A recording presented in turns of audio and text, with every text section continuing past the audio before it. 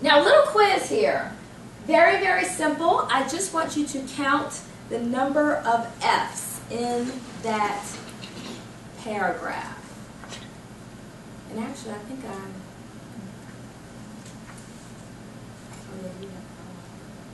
so how many F's do you see in that paragraph? Without looking at the answer. 20? 24. 24? Any more guesses?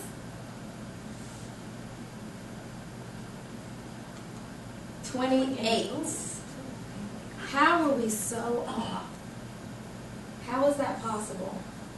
The word of.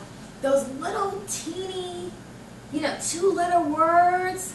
Do you ever notice that when you're skimming an email really quickly, you miss things? Also, spell check doesn't know the difference between TWO and TOO and TO.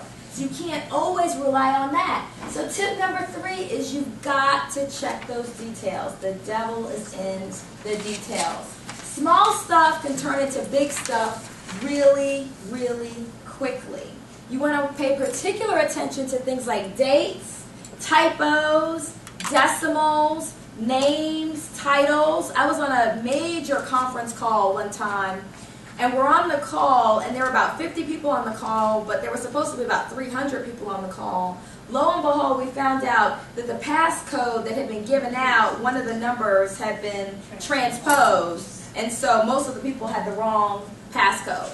I mean, tiny, tiny detail, but that stopped the call in its tracks. So you definitely want to pay very, very close attention to that. Also, people's names. Do you think people are sensitive about their names? Oh, yes, they are. Very, very sensitive. What did she say?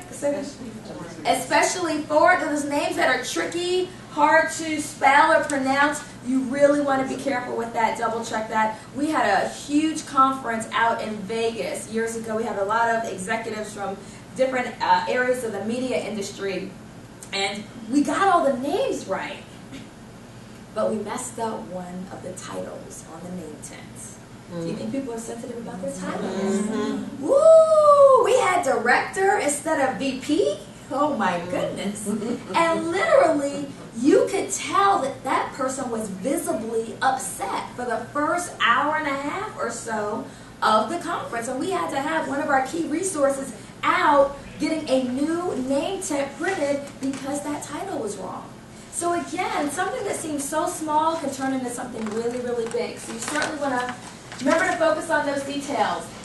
Second one says use checklists. How many of you are like me and you go run into one room in your house to get something, and then as soon as you get in the room, you forget why you went there? Okay? Yes. We all have a little of that old-timers. So instead of trying to remember everything, what I do is I try to come up with checklists. So I have a checklist for everything. So for example, when I'm doing a speaking engagement, I have my speaking engagement checklist. So that way, I don't have to try to remember, did I pack my Elmo, and did I pack my business cards and my bio? It's all on my checklist. So the night before, I just check it all off. Be sure I've done everything.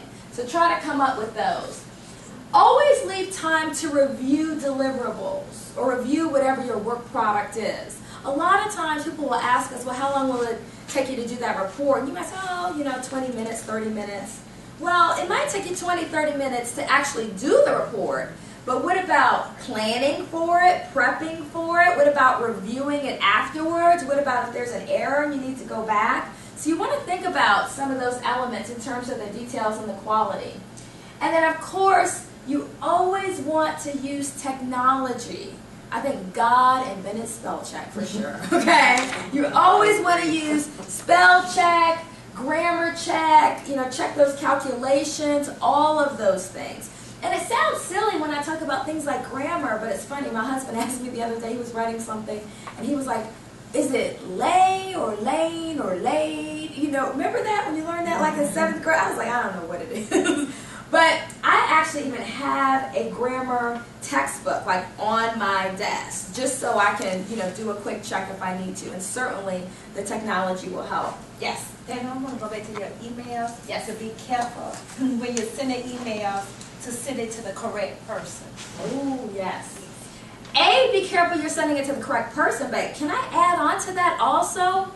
be really careful with those emails that have been bounced back and forth and back and forth and back and forth maybe 10, 15 times.